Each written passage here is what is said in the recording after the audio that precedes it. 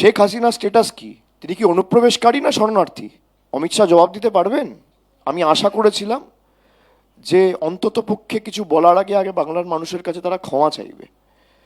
সেটা না করে তিনি প্রকাশ্যেই আজকে কার্যত স্বীকার করেছেন যে বিজেপি যদি বাংলায় ক্ষমতায় আসে তাহলে বাংলা দিল্লি এবং গুজরাট থেকে পরিচালিত হবে।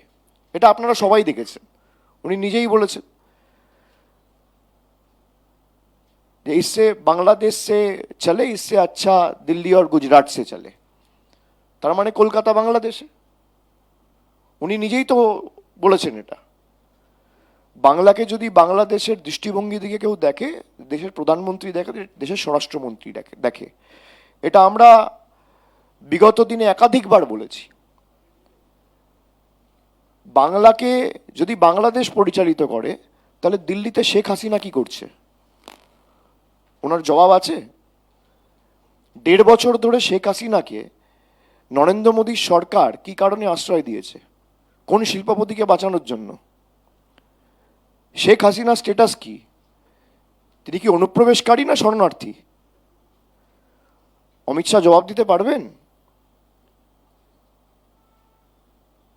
বাংলাদেশে হিন্দু সাধু সন্তদের উপর যখন অত্যাচার করা হয়েছিল, চিন্ময়ানন্দ প্রভুর উপর যখন অত্যাচার করা হয়েছিল, তখন অমিত শাহ সরকার কি ইতিবাচক পদক্ষেপ নিয়েছিল বা নরেন্দ্র মোদীর সরকার? আজকে তারা কার্যত স্বীকার করে নিয়েছে যে বাংলায় যদি কোনোদিন বিজেপি ক্ষমতায় আসে তাহলে দিল্লি এবং গুজরাট থেকে বাংলা পরিচালিত হবে। এটা আমরা বলছিলাম, আজকে বিজেপি এটাই শিলমোহর দিয়ে দিয়েছে। যাই হোক, মুখ ফসকে সত্যি কথাটা মুখ থেকে বেরিয়ে গেছে। আমি প্রথমে এবার ধাপে ধাপে তারা যে প্রতিশ্রুতিগুলো দিয়েছে, প্রথমত তারা বলেছে যে জাতীয় নিরাপত্তা সুনিশ্চিত করতে অনুপ্রবেশের বিরুদ্ধে কঠোর ব্যবস্থা নেওয়া হবে। যে ক্যাসেট 10 বছর ধরে বাজিয়ে আসছে, একই ক্যাসেট আবার আজকে বাজিয়েছে। 5 বছর আগে একই কথা বলেছিল। আসামে 10 বছর বিজেপি সরকার, এখনো আজ থেকে 15 দিন আগে অমিত শাহ প্রচারে গিয়ে বলে এসছে, এক টার্ম और दे दीजिए परिंदा भी पैर नहीं मार पाएगा। তা আমার প্রশ্ন হচ্ছে, যদি অনুপ্রবেশ আপনারা আটকাতেই চান তাহলে কাশ্মীরে পেহেলগামের দায়িত্বে কে ছিল?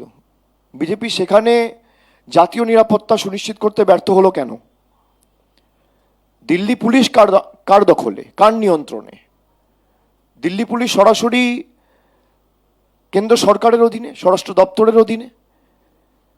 সেখানে দেশের রাজধানীতে বিস্ফোরণ হচ্ছে, 10 জন নিরীহ মানুষ মারা যাচ্ছে।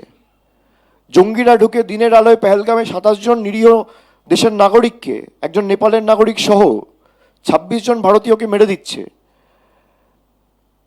এই ব্যর্থতা কার?